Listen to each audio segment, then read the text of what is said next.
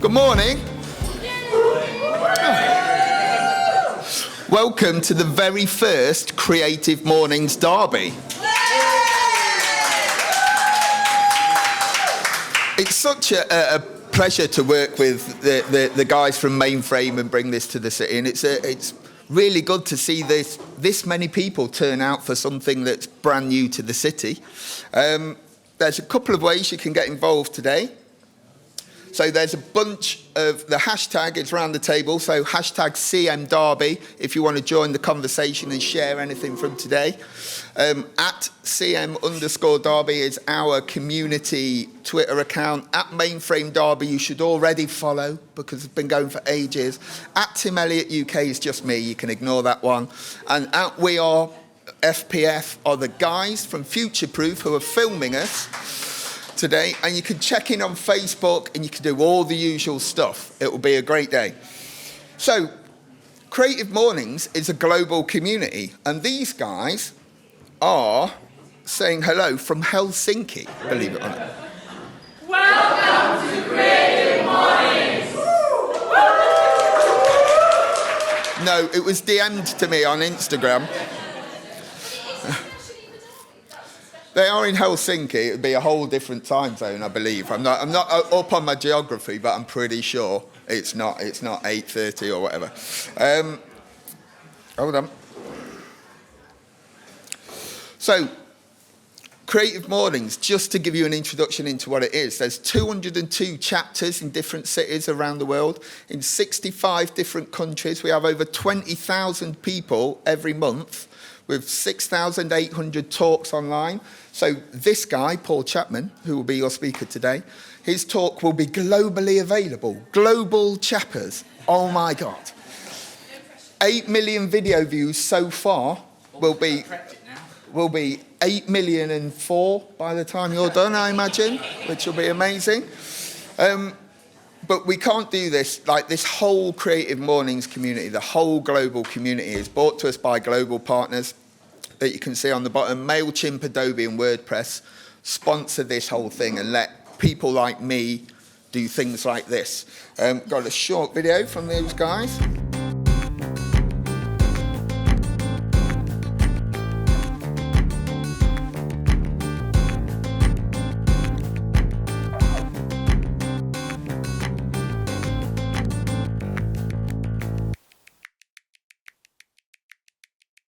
Not only do we have support globally from great people like that, we have the lovely Mainframe. So Charlene over there and Hannah, stand up, give us a wave. Oh, you are standing up. Just give us a wave. Like Mainframe, if it's your first involvement with Mainframe, have been an incredible community for what, nearly 2 years, right? Nearly 2 years now, and they do loads of events like this one, and without them, this wouldn't be able to happen. They're a massive part of it, so deserve another round of applause, I reckon. Yeah. Let's come on.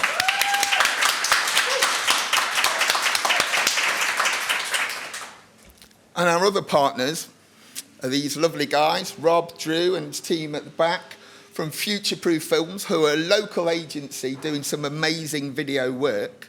They work for like clients nationally, Sainsbury's, all sorts of things, and they've agreed to be our partners and our videographer partners to make this little chapter look amazing globally, which will be amazing. So round of applause for Future Proof Films.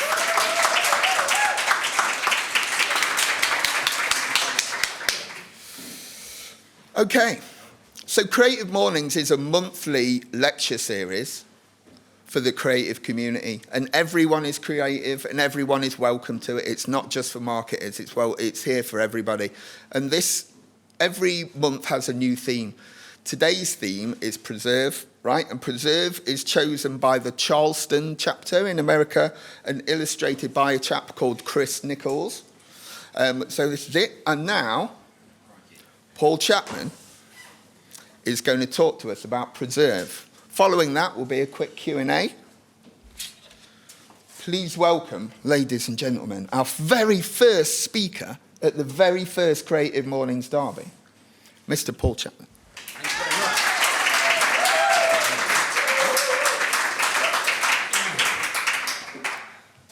Oh, this is like a Val Doonicum moment. You can take it out. What? Sitting down like he's going to get a guitar out. There will be the Westlife key change later on. Well, this is ace, isn't it? This is really something quite special, really. I spoke here at a PK talk a while ago, and I'm very lucky. I get invited to speak in lots of different places. I very rarely get invited back, so this is absolutely genuinely awesome. So thank you Tim, thank you Mainframe, thank you Creative Mornings, particularly thank you to the guys at Mainframe. I just think they do awesome stuff here. And a little side thank you to Hannah, whose slides I have mercilessly nicked the template from the last time. And then a little final thank you for Tim. Mate, this seems to be going automatically. Is that a thing I can stop? A little thank you for Tim, because the slides that I sent Tim, whenever I sent them, were all completely blank.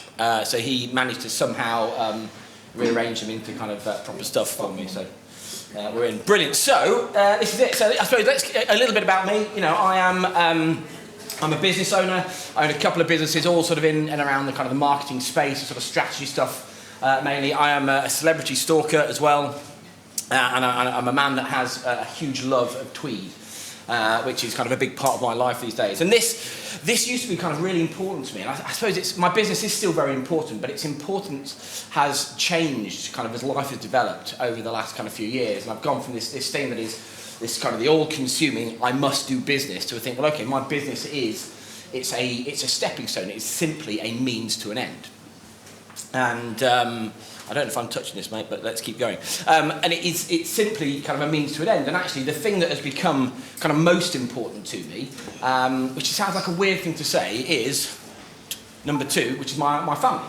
And I get this is kind of blindingly obvious, but if I'm brutally honest with you guys, for quite a long time, I would have always told you that actually the thing that is most important to me is my family, but kind of the actions I took, I was kind of spending my time on my business. I was a little bit ashamed to say it, I was that dad that... I was the dad that was sat there with kind of my boys on my lap trying to do a bit of work here, which is kind of a bit of a mad, kind of pointless thing to do, really. So I made some big kind of changes last year, and the reason I'm kind of telling you this is that kind of keys into what I really wanted to talk about today, because a lot of the talks I do are kind of marketing focused, as it's always been kind of that almost that lighter edge to it, but I've kind of picked something today that I think is genuinely important, and I think that we kind of need to look at. This is my family. They've got this is my wife. I've got William with me, and then Jack in the pushchair. And I love this picture because this makes us look like a sporting family. And this is the one we've got about, but we're not. I mean, clearly, we're not. Although we did do this run, this little 2-mile run in our village. I say we did it. 3 of us did it. Jack sat in the pushchair and ate some flapjack, and I pushed him along. But we got to the finish line, and we all got medals. Did Jack deserve his medal? I don't know. It's a different one. In fairness, it was a big bit of flapjack, and I had overcooked it, so it was going to take some chewing. But that's kind of the thing that drives me, and the thing that's actually chose me to kind of pick the topic today, space. And obviously it's a weird thing, because obviously we know what we're talking about, but it's where do you start? This is, normally when I do stuff, there's a thing. People want to learn a thing from me, they want kind of a direction from it. And this is kind of a difficult one for me, because what you get is a blank canvas. And for someone that loves the sound of his own voice as much as I do, a blank canvas is awesome, because I can literally talk about anything. And the brilliant thing about a blank canvas is that you can talk about everything. The bad thing about a blank canvas is that you can kind of talk about everything. And actually, this is kind of probably up there with the hardest things. Think, okay, what am I going to talk about? What are the actual things that I'm going to do? So I think we're still on automatic, so I shall go with it. But so I thought, look, so I've got Preserve. Where can I go with this? Where can I go in like a proper kind of creative way with this? And obviously, kind of the right place to start is with jams and jellies. And I love this. I love this for very, very many reasons. Because Tim, can you have a little sort for me? Yeah. I love this because what you had on that slide is a book on Amazon available today, which is 175 jams and jellies, which I love because one, there's a book, and two, that means if they're the best jams and jellies, that means some other jams and jellies very much missed the cut. And it did kind of get me kind of going into that sort of thing. So I did think about that, and I thought, well, actually, the last thing you guys need is 20 minutes of me just talking about jams and jellies. So I thought, well, okay, what about go kind of proper left field? And we go Preserve. So we look at the idiosyncrasies of tennis players before they hit the ball. And I like this, although I think, probably it turns into 20 minutes of interpretive dance by me, and the words going viral kind of terrify me a little bit. And I thought, there's some guy in Australia just going, what the hell is this? So we've ignored all of that. So what I've gone with is preserve. It's perhaps a little bit obvious, but this is about something that I really want to keep. And it's something that's right there in sort of the top 4 of those things there. This is something that I think has sort of disappeared a bit from our lives. And, so I'm very keen on something that it is something that I want to kind of hold on to. I might be too late on this, mate. This is something that I might be too late on. It's something that, as I have sort of gotten older, I've kind of noticed. And I'm not sure if I've missed the boat, but I have some hope. I have some hope that actually we do have time to be able to fix this. Next one. Let's go for it. So, a big part of this is because I've got older. And as you can see, I was started as a beautiful child through some I think we call them difficult times. And I've ended up kind of here on the right as a dad of 2 boys. And I'll be truthful with you guys, I am genuinely terrified for my kids' future. And again, some folks with kids here in the room sort of kind of get this.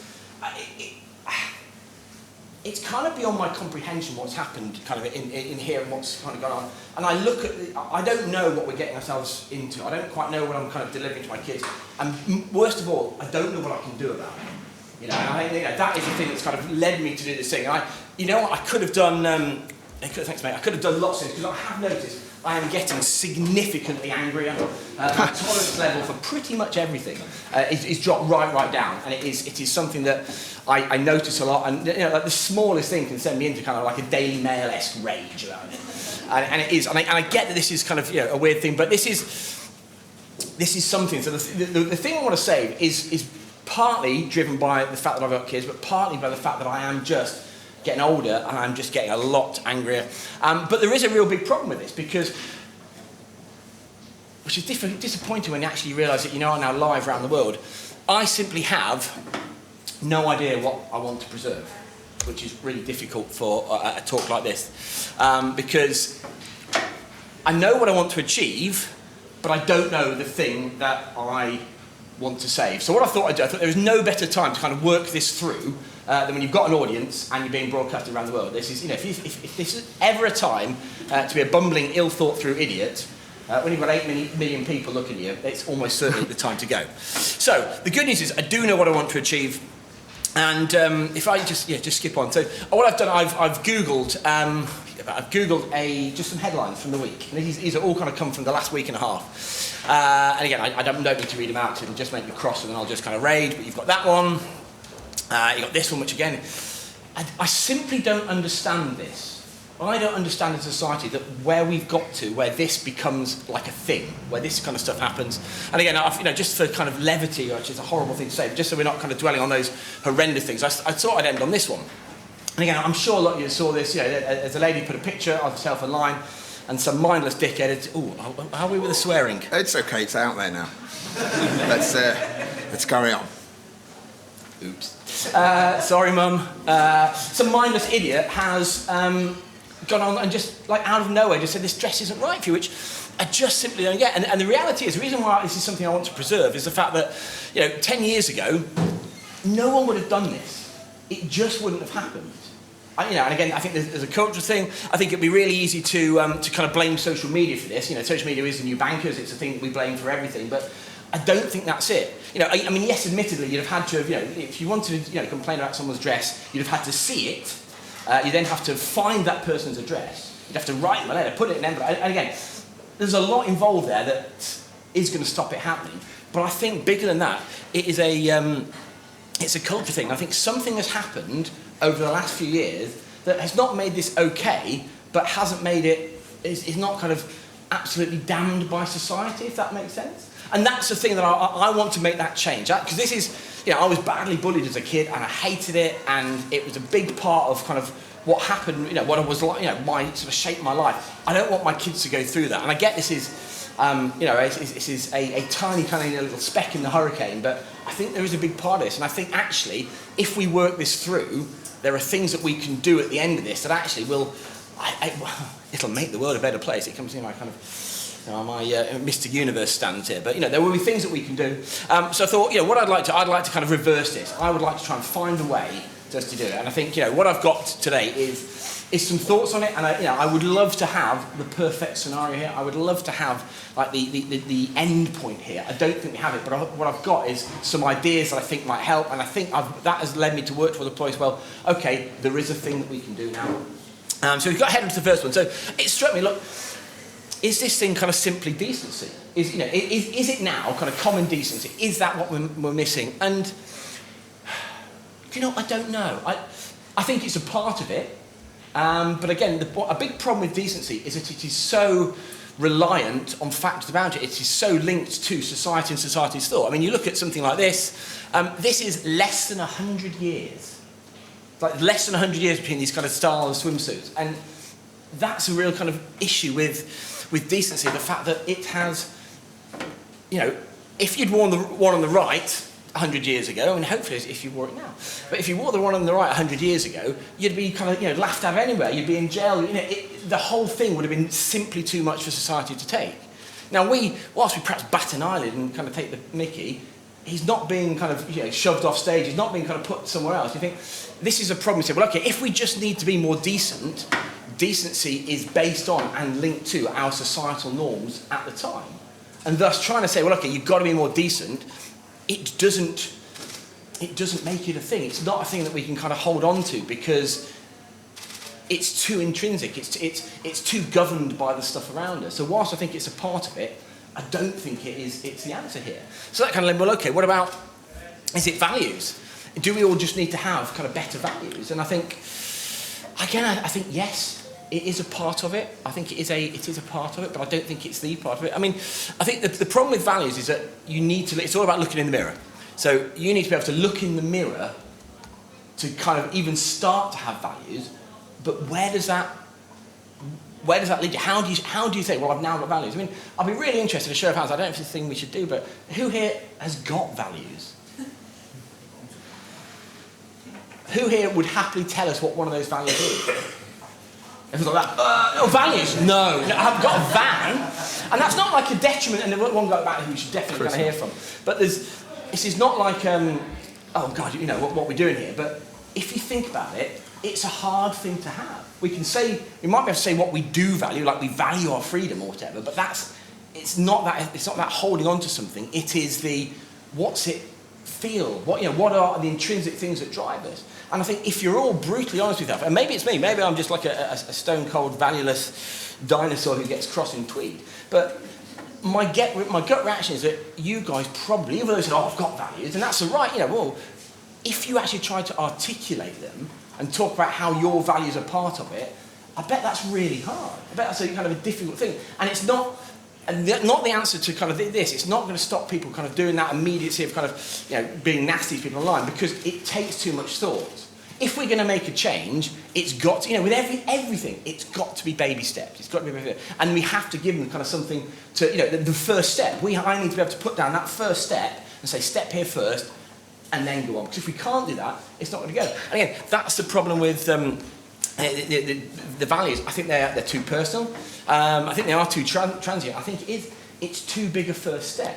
We can't say to that Muppet who's written about that lady's dress, have some values, because it's alien. That's a concept that he doesn't feel, he doesn't have, and it's too big a thing for him. And I think that's why values. I think further down the road, I think that's part of it, but I don't think it's where we are now. I think it's too hard a first step, and that kind of made me think. Well, okay, is it beliefs? Is this kind of do we all need to have some beliefs? And of all the things I've kind of got for you today, I think the answer probably here is no. I don't know, and I've got to be careful with this because I don't want to kind of offend anyone. I think beliefs are dangerous. If you look at some of the most dangerous people in history, they were people who acted out of strong beliefs. And that's just going to be reality. You look what's happening in the world today. There are people killing each other literally because they believe a different thing. So something so internal as, I think this is this, and this guy goes, well, I think it's this. So in that belief, I think, is too internal thing. And there are people going out and trying to kill people and achieving it because they think of something else. And I think, this is... Has people watched the film Dogma? Oh, do you know what? Go and watch Dogma. It's just brilliant. It's a really, really interesting film. And it is, as you can sort of see, the guy on the right is Rufus, who is the 13th apostle. Who lands naked on a highway, obviously, and kind of, and I get this is a film, but I kind of saw this and thought, actually, this is something I can get on board with. And he's going, I'll read it just in case you don't see it, but he's going to say, it's better to have ideas because you can change an idea. Changing a belief is trickier. Life should be malleable, progressive, working from idea to idea. Beliefs anchor you to a certain point and limit growth. New ideas can't generate; they become stagnant. And I kind of get that, and this is not, just to be really clear, this is not me kind of being down on those with belief. Anyone that has a serious belief, there's a huge part of me that is kind of in awe of that, really. And they've got that kind of that power to hold on to something. But I think in what we're talking about today, it just becomes too big. It becomes too dangerous almost, because, I say, some of those dangerous people that you can think of are people that had strongly held beliefs. And I think probably... this is, people with beliefs are doing some of these things. Now, all these aren't beliefs as in kind of, let's just call it the bigger religious terms. These are different beliefs that they have the right to do this stuff. But I think with that comes real danger. And I think, I'm sure it plays a part down the line, but it's not there. I don't think it's belief. This is an interesting one. Is it, again, can we just sweep this under the carpet as, simply just don't be a dickhead? Is that, It's fine. Sorry. Fine. So close. Is it just don't be an idiot? Is that the kind of thing? Well, again, dickheadery is kind of in the eye of the beholder. If you look at kind of the things that are happening in our world at the moment, I'm not careful here. We have a group of people here fervently love Donald Trump, and we have a group of people that fervently hate. Now, in my humble opinion, I think he is higher on the dickheadery scale than, say, other people. I also love this. I love the fact that he comes to England and the worst thing we can say about him is his tea would be weak. Yeah. That's the kind of stuff that we tell him. And that's the problem with, one man's idiot is another man's hero. And again, that's, in the grand kind of scheme of things, and I'm, kind of more than ever before, I'm quite serious. As I've gone through this process, and I'm so grateful I've been given the opportunity, as I've gone through this process, this has become more and more important. And that's why kind of this idiocy, this dickheadery thing is in, because it's too relative. We can't just say, that guy's an idiot. The guy that wrote that is an idiot. Because he has a link to other people, and those other people will think he's brilliant. They think it's funny. I'm sure somewhere there are a bunch of idiots laughing about his comment online to that girl, which again is kind of mad, really. And I think, this is kind of where you get to it. And this is why I don't think that, the idiotness is something that we can kind of stop people doing, because it is, again, it's too linked to the society around it. So that kind of got me thinking, well, look, is it empathy? Do we need to be more empathetic with people? And again, it's a part of it. And again, there's a guy called Amir Bazrashan that's talking. Do you know what? If you get a chance to hear him, I don't know when he's talking. I think he's going to do one of these later on in the year. Yeah. Literally the smartest man that you'll ever meet. Like 1 billion times smarter than me. And he's got he's talking about a concept called Sonder, which is not something I understand, which kind of ties into this, but certainly worth kind of coming into that. But kind of, the problem with empathy is sort of that. It's the ability to understand and share the feelings of others. At one level, that's really good. That's kind of right on the piece here. But on the other hand, you can't do that, because to do that, you've first got to get into the feelings of others. Now, probably, and again, this is me getting old, a few years ago, that was kind of okay, but society has changed. Dare I say it, skins are thicker, so actually what you think might offend someone just doesn't. And that, again, is a problem with this kind of thing, is that, to be really empathetic, you've got to know what they're going through, and you can't second guess that. And also, I think it is too big a first step, because that takes some effort and some thought, and they've got to then go down the line with it. And I think that becomes a really kind of difficult thing. And I think and all of these things I think kind of play their part. And I think all of it, and we could go on. We could talk about kind of perspective. We could talk about kind of, is it having feelings, which is kind of weird, which is a bit too ethereal. But they've all got the problem. But there's one big problem with all of these, is that I think they are like kind of trying to clutch onto air. Which is, and just as a little kind of side, I had to put this in, because I wanted to try and find a picture for clutching at air. I've done a quick Google search, and this is a real thing. There's a guy that is selling fresh air. And do you know what, he's like, this is a guy making lots and lots of money. If you ever need cheering up, go and search this online and just watch the video of him doing it. And it's just mind-blowing. But what I love about this, and again, it's off topic, they're catching air with nets. Anyone else see that? Yeah. Anyway, and that's the problem with all these things, with the beliefs and everything else here, is that it is like catching air with a net. You know it's there, you think it's a good thing, you want to get it in the jar, but actually you just can't touch it. And again, if we are going to make a societal change here, we've got to give people a proper thing, a proper action, something that they can physically do. And I think, it's got to be something that they do, not just feel. We've got to try and find a way to put that first paving stone down and right, step on here. So I thought, and I've chatted to a lot of people about this, and this is where I end up. This is what I think we need to do. I think we need to be able to hit the pause button. I think actually a lot of this stuff goes away, will happen less over time if we simply take the time to stop before action. Which is, I always feel like it's sort of like a flippant sort of thing to do, but I'm looking at all these things. I go back to kind of those headlines at the start and think, I simply don't know how you would have written this if you took even the shortest of moments to think about it. And I've experienced this. Some friends had a terrible, terrible, terrible tragedy, and it made the news, and then people on Facebook just being, it's not evil, it's kind of inconceivable, and I don't get it. And I think that end of the spectrum is kind of like, wow, that's but I think it comes all the way down. I think it comes down to kind of day-to-day conversations. And think about if you get a bad email from a client or something like that, immediately, and you're kind of back on there. And I think actually that ability to just stop and pause makes an enormous difference. I am, again, part of my kind of age and my kind of fusty body odor smell that I'm creating, for when I'm really old, is that I noticed I was really judgmental. I was a guy that would look at people and I don't do it anymore. Or I'm trying hard and I'm getting better at it, and I take some time to stop. There's a big burglar around us, and I just kind of thought, I wonder what made them do that. And again, I don't know if this is just me being kind of old and weird and kind of getting in there, but I think my life has markedly changed by taking that step back, just waiting a second. Before I write the email, read it again, go away, it makes a massive difference. And I think this is something that I think genuinely, this can help. And I think, I could have gone on and on in here. And I started off thinking, well, can I write a letter to the boys and kind of say, look, I'm your dad.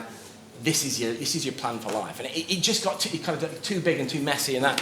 But I think these kind of things are things that we can kind of have in our locker to ask ourselves. I think particularly number one, is what I'm seeing real? There's so much fake stuff. And all the way, you look at what Donald Trump says, all the way down to kind of what people are doing on social, where it looks like they're doing this incredible life, or actually they're not. They're blah blah blah blah blah blah. I think is what I'm seeing real. Number two, is what I'm saying worth the impact? Again, I don't believe the people that write these things are kind of just complete evil idiots. I just don't think they are. I think they're perhaps unthinking. I think that's why the pause is so important. I think they're unthinking. And I think if they stop and thought, well, actually, is me going online to mock this girl with Down syndrome dancing, is it worth that impact? And I don't know, maybe I'm wrong here, but, and that kind of led me on to the next one, is it going to give me anything? And I don't like that, but I think as part of that, if we are going to make a real change, we've got to realise that these people are flawed, as we all are, and they want something out of it. And that kind of thing, actually, is this going to achieve anything there? Does it matter? Will it make me and those around me happy? And then the big one is kind of why. For all of these things, kind of why am I doing it? Why am I doing it? And I think the beauty about this is if we can make this happen, if this can be a thing that we can do, I think it works both ways. Because actually, if I'm the person reading that stuff, my immediate reaction is, whereas actually, I think, what an idiot. And actually, it kind of goes, because, there are lots of things that you could level at me. I mean, we should do like a whole talk on my many failings. And a lot of those things I kind of have to go, yeah, do you know what? That is me. I am grumpy, blah, blah, blah, blah, blah, blah. But, there are some things, let's just, I don't know. Yeah, Paul, you don't love your kids. And again, if someone's called us online and kind of creating that message at me, I would be so angry. But then you think, well, actually, it's such a pointless thing. It's such a not true thing that actually it doesn't need any time. But you can only get to that thought if you take some time to think and go, you know, if someone says, look, you know, Paul, you talk too much. Well, look, fine. Do you know what? Yes, I probably do. You know, which is great because I've got a microphone. But the other stuff there, and I think that's why the pausing stuff, it works both ways. And I genuinely think, and again, this is way above my pay grade, I'm not smart enough for this, but I think it makes everything better. That ability to not just react. And again, part of it is the tech around us because it's so easy to react. It's so easy to do anything. It's so easy to buy stuff. You know, I love the internet 'cause it's fraught with people that got drunk and bought a speedboat on eBay. You know, I mean, that's even kind of in that kind of way, that little touch. I don't know if it's going to help with you, just going to drink more. But I genuinely think everything is better is pause, and I think it will help you in kind of every walk of life. And I think this is something that, as I've gone through this process, and I found it incredibly difficult to kind of do something that is coherent enough to kind of share with you guys. But as I've gone through, I genuinely think this is a thing. It's a thing because we can lay it down. That can be that first step. I'm not asking anybody to feel anything, any kind of get out of their kind of comfort zone of this, just to have, with everything that you do, just take that moment to think, is this worth the impact? Can I be bothered with it? And I think, you know, get it right, it'll help, you know, and I think if I can lead you to one thing, just kind of, don't quite get it tattooed, but just think about this, just think about the pause button. And do you know what, I would love to find out if this works. You know, who am I on Twitter? I'm at Paul Chapman. That's slightly awkward. Honestly, I would love to find out if this is true, if it's a helpful thing. It's something I've done in the last couple of weeks, and it has markedly changed what I feel. Now, I'm not the person that's going online and kind of writing all this sort of stuff, but actually, both in terms of me reacting kind of bad stuff and me kind of wanting to jump on things, you know, I kind of see, I mean, I don't get on Facebook very much these days, but I see stuff on Facebook and and like the old Paul going, right, and now I'm just like, yeah. It just doesn't matter, you know. And I think, you know, for me, I've seen this change. I worry that we can't get there because not enough people will care about it. But then again, you know, I guess that's like anything. It only takes one person to the next person. But I genuinely think if we could preserve the art, maybe it's an art, of just stopping for a couple of seconds, I think we can make some changes that actually, you know, I can then hand to my kids and say, do you know what? I did my bit. I did what I could. Thanks very much. Well done, mate.